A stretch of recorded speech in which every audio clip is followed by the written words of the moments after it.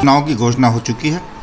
टिकटों का वितरण होना है। दोनों ही दल टिकटों के वितरण को लेकर मंथन पर हैं। इसी बीच चित्तौड़गढ़ विधायक चंद्रभान सिंह आक्या ने दावा किया है कि भारतीय जनता पार्टी चित्तौड़गढ़ में एक बार फिर हैट्रिक करेगी और तीसरी बार भी लगातार भाजपा का उम्मीदवार ही जीतेगा।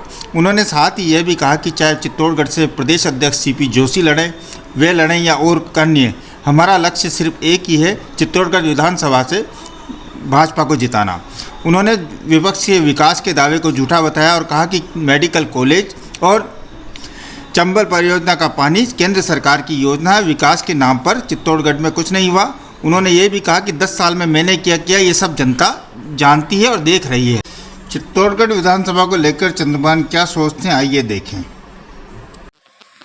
विधानसभा चुनाव की आचार संहिता लग चुकी है और उम्मीदवारों की सूची भी घोषित होने वाली है। ऐसे में ये माना जा रहा है कि आप हैट्रिक करने की तैयारी में हैं, तो क्या लगता है किन मुद्दों के साथ आप जनता के बीच जाएंगे? भारतीय जनता पार्टी में पार्टी चुनाव लड़ती है और पार्टी के आधार पर हम सब चुनाव लड़ते हैं। जो भी तैयारी है वो भारतीय जनता पार्टी की तैयारी है और मेरा जो 10 साल का कार्यकाल निकला है, मैं जनता के बीच में रहा हूँ। जनता की सेवा करिए, जनता के सेवा के आधार पर अगर पार्टी टिकट देती है तो 100% सीट को हैट्रिक भी लगाएंगे और हम अच्छे वोटों से इस सीट को निकालेंगे। विपक्ष विकास के मुद्दे पर चुनाव की बात कर रहा है, आपके पास क्या मुद्दे हैं? विपक्ष ऐसा कोई सरकार से अलग से काम लेके ऐसा कोई विकास कर लिया, डेवलप कर लिया, ऐसा कोई चीज़ नहीं है। जो मेडिकल कॉलेज की बात करते हैं वो मेडिकल कॉलेज सेंट्रल से आया है। जो पानी की योजना की बात करते हैं वो पानी की योजना केंद्र की योजना है। और बाकी के जो छोटे मोटे जो विकास जो भी हुए हैं, या तो यूआईटीज हुए हैं या नगर पालिका से हुए हैं या माइनिंग फंड्स हुए हैं। माइनिंग फंड का हम की सामूहिक बैठक के हम सब लोगों की बीचों का जो हुआ है, ऐसा अलग से कोई सरकार से फंड ला के ऐसा कोई पैसा लगा दिया हो, ऐसा कुछ नहीं है। केवल नाम मात्र की जो कॉलेज की घोषणा करी है उसमें बिल्डिंग नहीं है, टीचर नहीं है, एक भी कोई नया कोई स्टाफ नहीं लगा है। केवल खोलने मात्र से कोई विकास नहीं हो जाता, उनको चालू करना पड़ता है, इंफ्रास्ट्रक्चर उनको सेट करना पड़ता है। कोई इंफ्रास्ट्रक्चर इनके पास सेट नहीं है, केवल घोषणा मात्र की है। और उनको आने वाले दिनों में हम डेवलप भी करेंगे, विकास भी करेंगे और इंफ्रास्ट्रक्चर लगाकर उनको अच्छी तरह चालू करेंगे। बार बार विपक्ष आप पे एक आरोप लगाता है कि 10 साल में आपने कुछ नहीं किया चित्तौड़ के लिए, इसको कैसे देखते हैं?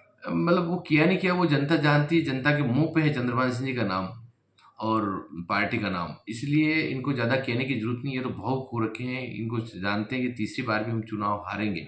ये हार के डर से इस प्रकार की बहकावनी बातें करते हैं, भावुक होकर बातें करते हैं और बौखला की बातें करते हैं। इस प्रकार की बातों पे मैं ध्यान नहीं देता। मैं विकास और डेवलपमेंट पे ध्यान देता हूँ, जनता के कामों पे ध्यान देता हूँ और नीचे पार्टी के संगठन को मिलकर हम लोग काम करते हैं। भाजपा में बार बार एक बात आ रही है कि अंदरूनी द्वंद्व चल रहा है, इसको लेके आप क्या कहेंगे?